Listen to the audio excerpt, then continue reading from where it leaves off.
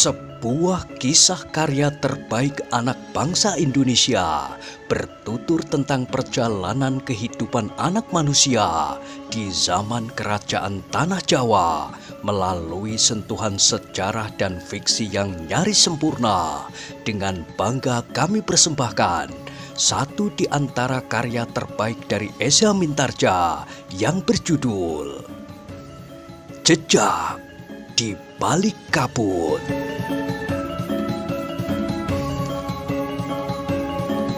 Pada kesempatan yang sangat baik ini, kita masuk pada episode yang ke-100. Selamat menikmati.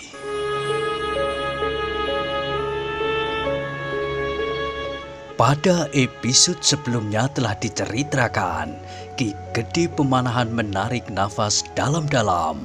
Dengan nada berat ia pun berkata, "Namun bagaimanapun juga, jangan menjadi lengah. Haryo Wisoko adalah orang yang sangat berbahaya." "Ya Ki Gede." Prajurit itu mengangguk-angguk, tetapi yang kemudian didengar oleh Ki Gede Pemanahan bukan hanya kebebasan Sekarsari masuk keluar istana, serta pertengkaran yang sering terjadi antara Sekarsari dan suaminya jika ia datang berkunjung. Tetapi seperti yang pernah didengarnya, seorang petugas sandi telah melaporkan kepada Ki Gede Pemanahan bahwa Sekarsari menjadi semakin sering berdua dengan seorang lurah prajurit, justru seorang pelayan dalam. Sampai sekarang, Kanjeng Sultan dan petugas-petugas sandinya masih belum mengetahuinya, desis Ki Gede. Jika saja Kanjeng Sultan mengetahuinya, maka lurah pelayan dalam yang masih muda itu tidak akan berumur panjang. Ternyata perempuan itu bukan seorang perempuan yang setia. Agaknya ia berpaling dari Haryo Wisoko yang ada di penjara itu bukan karena Kanjeng Sultan, tetapi karena lurah pelayan dalam itu. Perempuan bodoh, desis Ki Gede Pemanahan. Apa artinya seorang lurah pelayan dalam baginya? Haryo Wisoko adalah seorang yang memiliki wibawa dan pengaruh yang besar di lingkungannya. Apalagi kemudian Sekarsari itu seakan-akan sudah seperti seorang selir yang sangat dikasihi oleh Kanjeng Sultan. Tetapi kenapa ia masih berhubungan dengan seorang lurah prajurit? Tetapi lurah pelayan dalam itu memang tampan Ki Gede. Tubuhnya yang kokoh kekar, tetapi tidak nampak gemuk.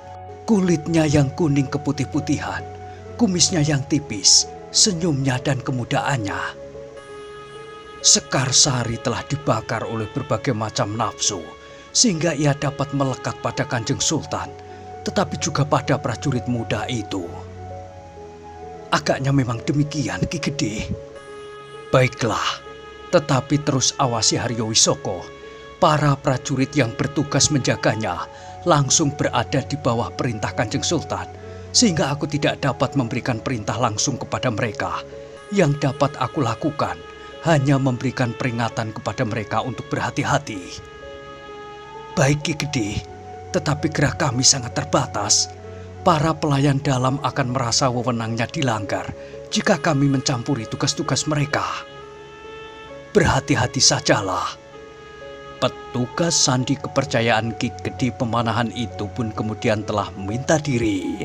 Kebebasan Sekarsari di istana benar-benar tidak dapat diganggu lagi. Ki Gede Pemanahan harus menerima kenyataan itu dengan gelisah. Seperti biasanya, jika Kanjeng Sultan sedang terikat dengan seorang perempuan, maka tidak seorang pun yang dapat memperingatkannya. Tetapi kali ini, perempuan itu mempunyai hubungan dengan seorang yang sangat berbahaya, Haryo Wisoko.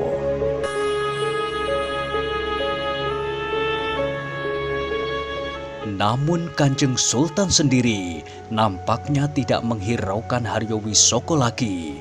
Sementara itu Haryo Wisoko pun menjadi keras kepala. Ia tidak mau berbicara jika tidak dengan Kanjeng Sultan sendiri. Kadang-kadang timbul niat Ki Gede Pemanahan untuk berbicara dengan Pangeran Benowo. Kadang-kadang Kanjeng Sultan merasa segan kepada putranya yang sudah dewasa itu, sehingga Kanjeng Sultan harus membatasi tingkah lakunya sendiri. Tetapi nampaknya kehangatan Sekarsari benar-benar telah membuat Kanjeng Sultan kehilangan kesempatan untuk mempergunakan penalarannya. Bahkan Pangeran Benowo pun tidak akan dapat mengusiknya. Karena itu, niatnya itu pun telah diurungkannya. Persoalan itu justru hanya akan mengganggu ketenangan Pangeran Benowo saja.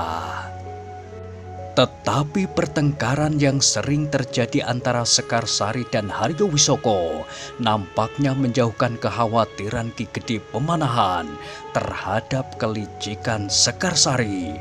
Meskipun demikian, setiap kali Ki Gede Pemanahan memperingatkan agar para prajurit yang bertugas tidak menjadi lengah di hadapan Ki Gede Pemanahan, para prajurit yang bertugas itu menyatakan kesiapan mereka. Namun jika Ki Gede pergi, maka mereka pun telah melupakannya. Kita tidak berada di bawah perintah Ki Gede, berkata salah seorang dari mereka. Aku sudah menyampaikan kepada Ki Gede bahwa Sekarsari tidak lagi menghiraukan suaminya.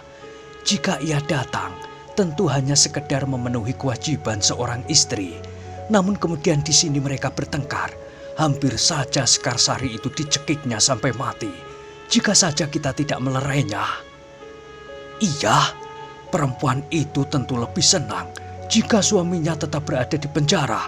Ia akan dapat berbuat sesuka hatinya.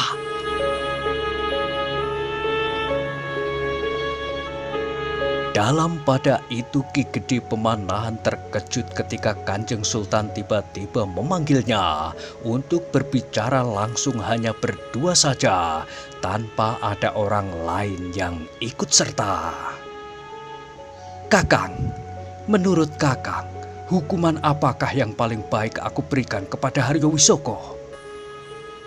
Tetapi selama ini hamba masih belum dapat berbicara dengan Haryowisoko Sinuwun. Apa yang akan Kakang bicarakan dengan Haryowisoko?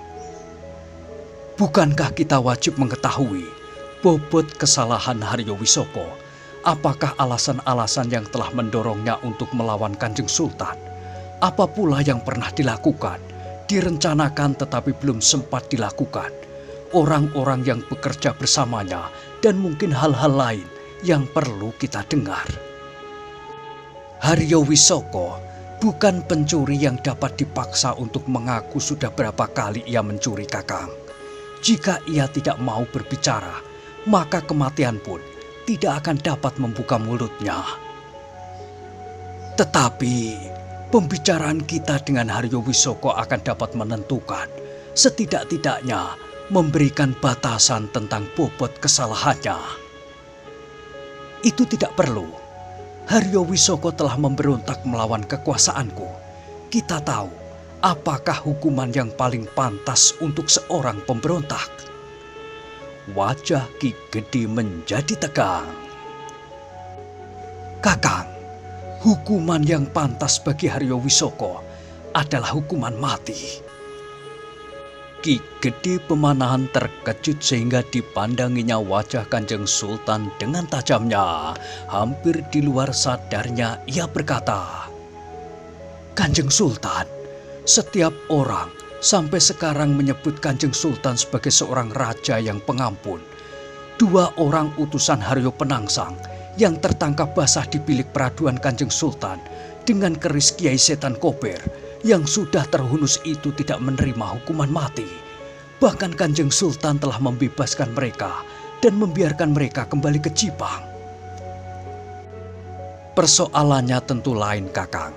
Waktu itu, aku sengaja berniat untuk mengguncang ketahanan jiwa Haryo Penangsang.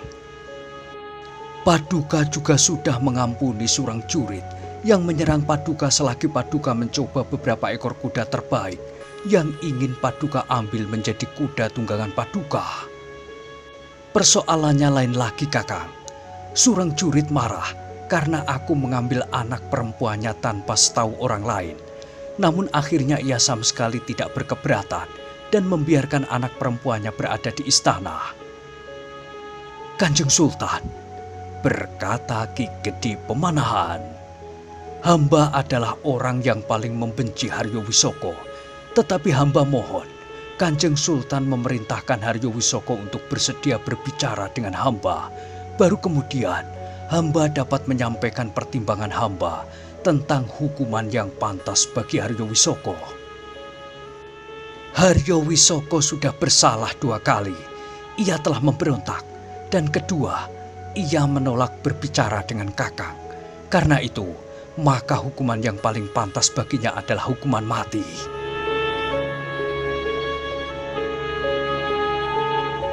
Ki Gede Pemanahan menarik nafas dalam-dalam. Keputusan hukuman itu tentu dipengaruhi oleh hubungan Kanjeng Sultan dengan Sekarsari. Kematian Haryo Wisoko adalah satu kepastian bahwa Sekarsari tidak akan lari lagi dari sisi Kanjeng Sultan. Tetapi sampai kapan Sekarsari mampu mengikat Kanjeng Sultan dengan kehangatan sikapnya? Pada saatnya, Sekarsari akan tidak lagi diperkenankan melewati pintu gerbang istana. Para prajurit akan mendapat perintah untuk mencegah Sekarsari masuk. Tetapi mungkin keputusan itu justru dikehendaki oleh Sekarsari sendiri yang ingin membebaskan diri dari tangan Haryo Wisoko. Mungkin Sekarsari juga sadar bahwa pada suatu saat ia akan terlempar dari istana. Tetapi ia sudah mempunyai seorang lurah prajurit yang muda dan tampan. Karena Ki Gede Pemanahan tidak segera menjawab, maka Kanjeng Sultan itu telah mendesaknya. "Bagaimana pendapat Kakang? Beri hamba waktu, Kanjeng Sultan. Kau akan berbicara dengan Haryo Wisoko. Hamba mohon Kanjeng Sultan memerintahkannya." Kanjeng Sultan termangu-mangu sejenak, namun kemudian Kanjeng Sultan itu pun berkata, "Aku akan memanggilnya." Ki Gede Pemanahan tidak sempat menjawab. Kanjeng Sultan itu pun telah memberi isyarat kepada seorang prajurit pengawal yang bertugas di luar ruangan. Demikian prajurit itu masuk, maka Kanjeng Sultan itu pun memberikan perintah. "Perintahkan kepada para prajurit pelayan dalam yang bertugas menjaga Haryo Wisoko untuk membawanya menghadap sekarang. Hati-hati. Jika orang itu terlepas, maka semuanya akan aku gantung di alun-alun sebagai gantinya." Demikianlah, maka prajurit itu pun telah menyampaikan perintah itu kepada para prajurit yang bertugas. Lurah prajurit yang memimpin sekelompok petugas itu pun menerima perintah itu dengan hati yang berdebar-debar. Mereka menyadari bahwa Haryo Wisoko adalah seorang yang berilmu sangat tinggi, sehingga kemungkinan buruk dapat saja terjadi. Karena itu, maka ketika Haryo Wisoko dibawa menghadap, maka pengawalannya pun dilakukan dengan seluruh kekuatan yang ada. Namun Haryo Wisoko tidak berusaha untuk melarikan diri. Haryo Wisoko pun sadar bahwa jika ia mencobanya, maka Kanjeng Sultan sendiri tentu akan turun tangan jika Ki Gede Pemanahan tidak sedang berada di istana. Ketika ia memasuki bilik khusus dan melihat Kanjeng Sultan dan Ki Gede Pemanahan sudah berada di dalam, maka dipandanginya Ki Gede Pemanahan sambil tersenyum. Meskipun tidak terucapkan, tetapi Haryo Wisoko itu menyatakan kemenangannya. Akhirnya ia dapat berbicara langsung dengan Kanjeng Sultan, tidak hanya dengan Ki Gede Pemanahan. Haryo Wisoko itu pun kemudian duduk menyilangkan kakinya sambil menyembah. "Hamba menghadap Kanjeng Sultan." Kanjeng Sultan memandanginya sejenak, namun kemudian Kanjeng Sultan itu pun berkata lantang, "Dengar Haryo Wisoko, Ki Gede Pemanahan akan berbicara dengan kau. Jawab semua pertanyaannya dengan jujur. Hasil pembicaraanmu akan menentukan berat ringannya hukumanmu. semakin berbelit-belit kau menjawab pertanyaannya, maka hukumanmu akan menjadi semakin berat. Hukumanmu dapat lebih berat, melampaui hukuman mati. Haryo Wisoko memandang Kanjeng Sultan dengan tegang, sementara Kanjeng Sultan berkata, "Di Pajang masih berlaku bagi mereka yang mempunyai kesalahan yang sangat besar hukuman picis atau hukuman-hukuman jenis lain yang akhirnya terhukum juga akan mati." "Kanjeng Sultan," potong Haryo Wisoko, "hamba akan mengatakan dengan jujur apa yang telah terjadi kepada Kanjeng Sultan. Hamba tidak mau berbicara dengan anak petani seperti Ki Gede Pemanahan. Derajatnya terlalu rendah bagiku untuk berbicara dengan aku." "Haryo Wisoko, aku rendahkan derajatmu. Aku cabut kedudukan kebangsawananmu. Sementara itu, Ki Gede Pemanahan akan mewakili aku sehingga kedudukannya di hadapanmu sama dengan kedudukanku." Wajah Haryo Wisoko menjadi tegang, tetapi sebelum ia berkata sesuatu, maka Kanjeng Sultan itu telah bangkit berdiri dan meninggalkan ruangan itu. "Kanjeng Sultan!"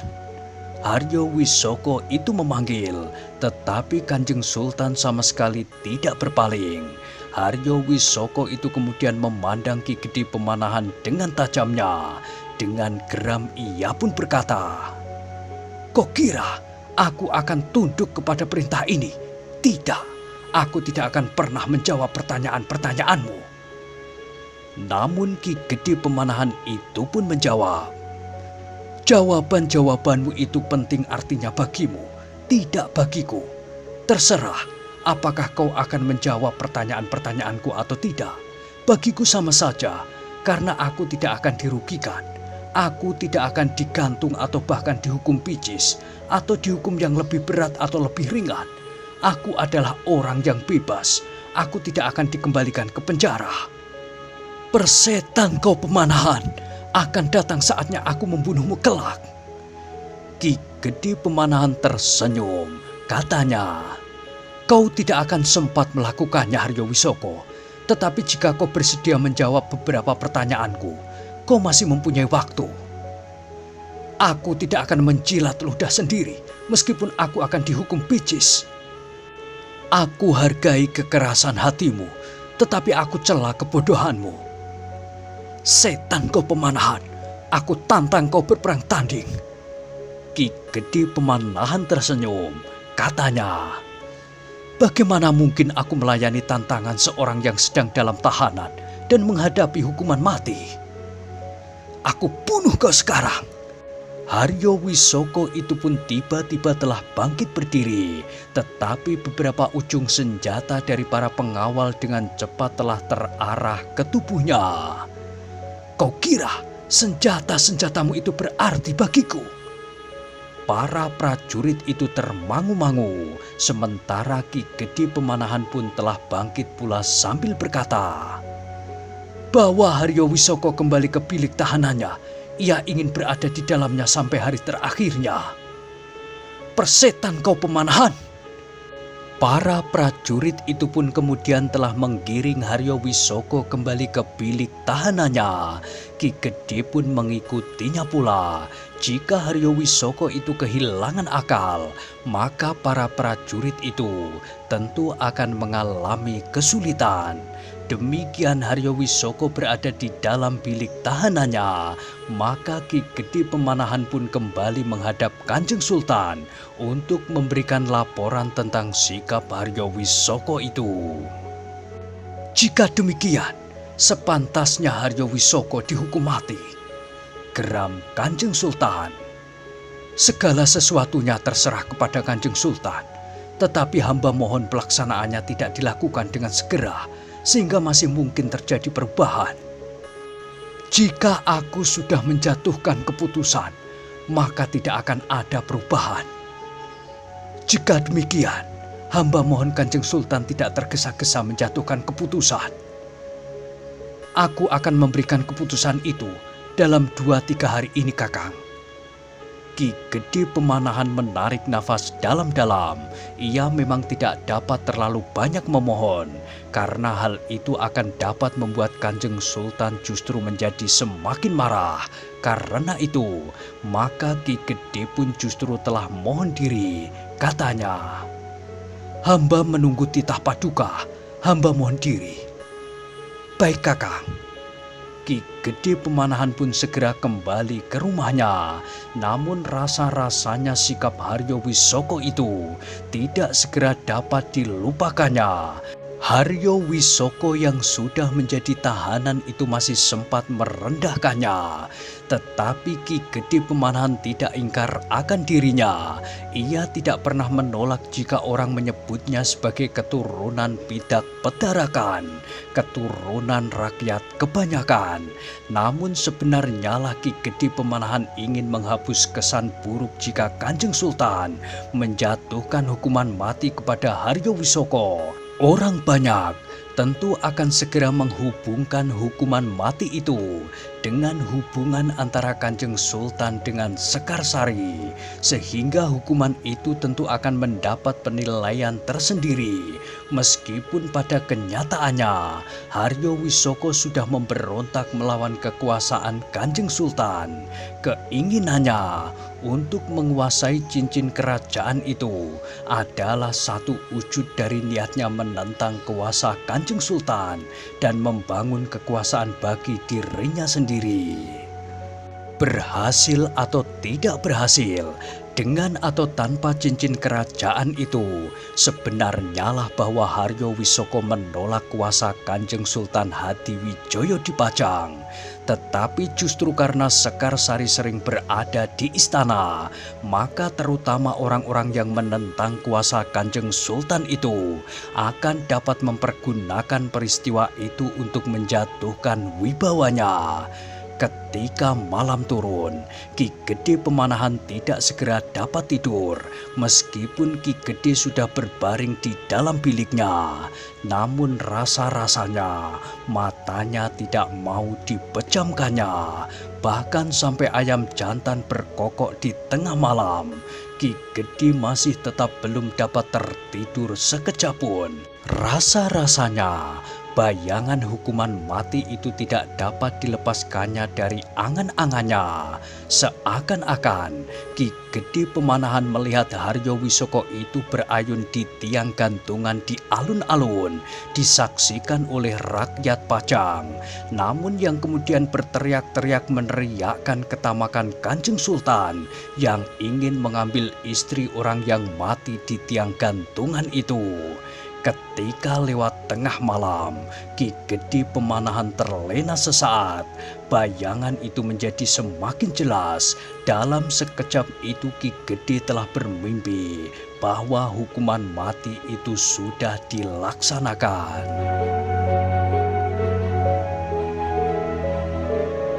Tidak hanya seorang Haryo Wisoko, beberapa orang Haryo Wisoko telah dihukum mati. Seorang digantung, seorang dipancung, yang lain dihukum bicis, sedang yang lain lagi disapu sampai mati.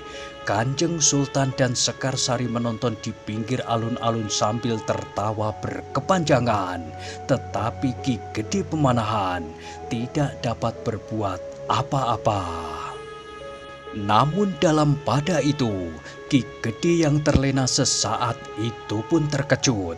Di dalam mimpi, Ki Gede Pemanahan melihat orang-orang berkuda memasuki alun-alun dan langsung mengacaukan suasana. Mereka mengayun-ayunkan pedang mereka sambil berteriak-teriak. Tidak seorang pun tahu siapakah orang-orang berkuda itu. Mereka hanya memakai kain panjang dan tidak berbaju. Ikat kepala mereka berwarna gelap sebagaimana kain panjang mereka. Wajah-wajah mereka tidak nampak jelas, seakan-akan berada di belakang tirai tipis berwarna kehitam-hitaman. Dalam pada itu, terdengar pintu butulan diketuk orang sehingga Ki Gede dengan serta-merta telah bangkit langsung berdiri di sisi pembaringannya. Ki Gede Pemanahan mengusap matanya, namun ketukan di pintu butulan itu masih terdengar. "Siapa?" bertanya Ki Gede Pemanahan. "Aku Ki Gede, Lumintu." Ki Gede mengenal suara itu, salah seorang pengawal yang bertugas malam itu di rumahnya. Setelah membenahi pakaiannya, Ki Gede pun melangkah ke pintu butulan, mengangkat selaraknya dan membuka pintu. "Ada apa, Lumintu?" Ki Gede Pemanahan sudah menduga tentu ada hal yang sangat penting, sehingga ia dibangunkan lewat tengah malam. "Ada utusan dari istana, Ki Gede." "Utusan dari istana? Di mana orang itu?" "Sudah aku persilahkan duduk di pendopo, tetapi mereka tidak mau. Katanya mereka hanya ingin menyampaikan perintah kepada Ki Gede." Ki Gede Pemanahan mengangguk-angguk. Katanya, "Baiklah, aku akan menemui mereka." Ki Gede Pemanahan pun kemudian masuk kembali ke pembaringannya, dikenakannya kerisnya di punggung. Kemudian Ki Gede itu pun telah keluar lewat pintu peringgitan. 3 orang berdiri di halaman memegangi kuda masing-masing, sehingga Ki Gede itu pun berkata di dalam hatinya, "Aku bukan sekedar bermimpi, aku benar-benar mendengar derap kaki kuda, meskipun tidak sebanyak dalam mimpi." Ki Gede itu pun turun ke halaman dengan jantung yang berdebaran.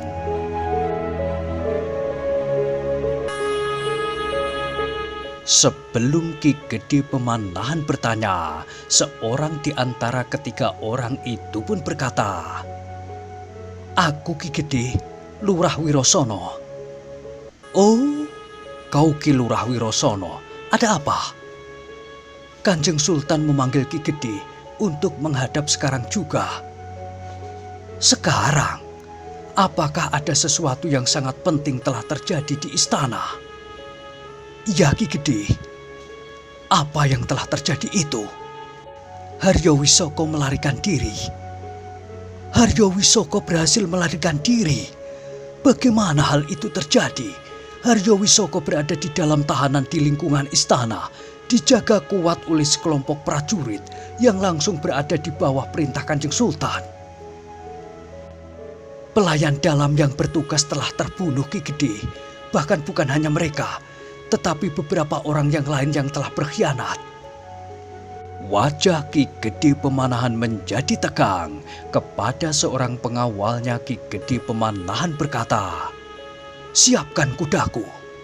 Sementara pengawal itu mempersiapkan kudanya, maka Ki Gede Pemanahan pun telah berganti pakaian. Sejenak kemudian, Ki Gede Pemanahan dan beberapa orang pengawalnya telah berpacu ke istana bersama ketiga orang utusan dari istana itu. Demikian Ki Gede memasuki Paseban Dalam, maka beberapa orang pemimpin bajang telah menghadap. "Duduklah Kakang." Suara Kanjeng Sultan berat menekan.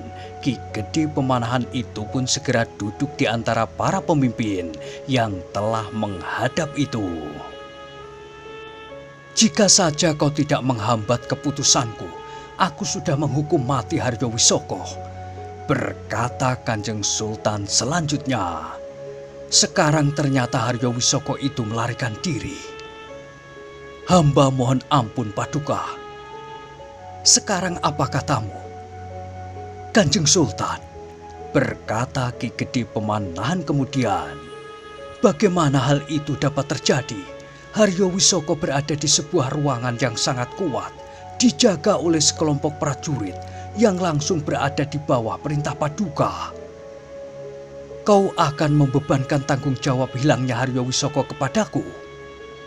"Tidak, bukan Sinuwun. Hamba hanya ingin tahu bagaimana hal itu dapat terjadi."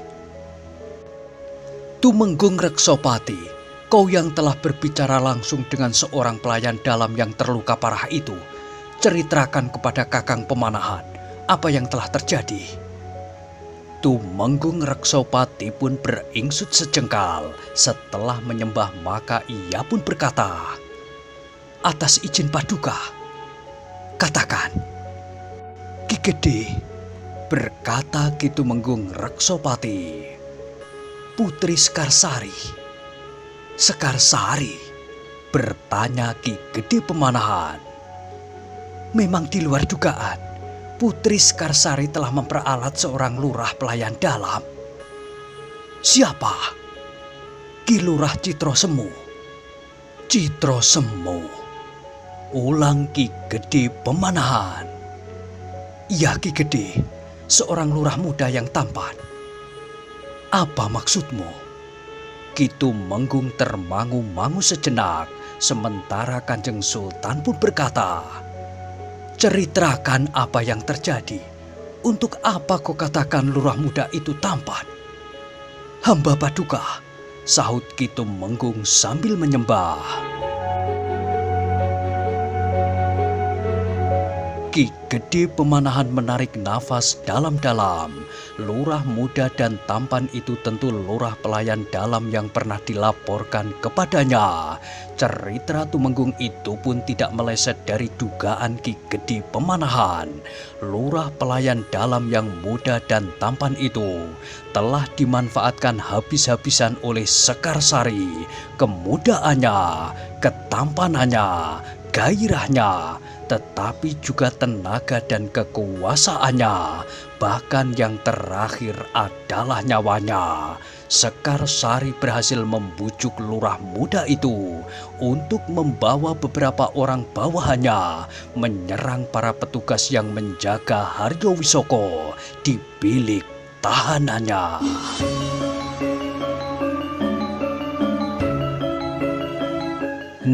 Nah, bagaimanakah kisah selanjutnya? Silahkan ikuti terus kisah Jejak di Balik Kabut pada episode berikutnya.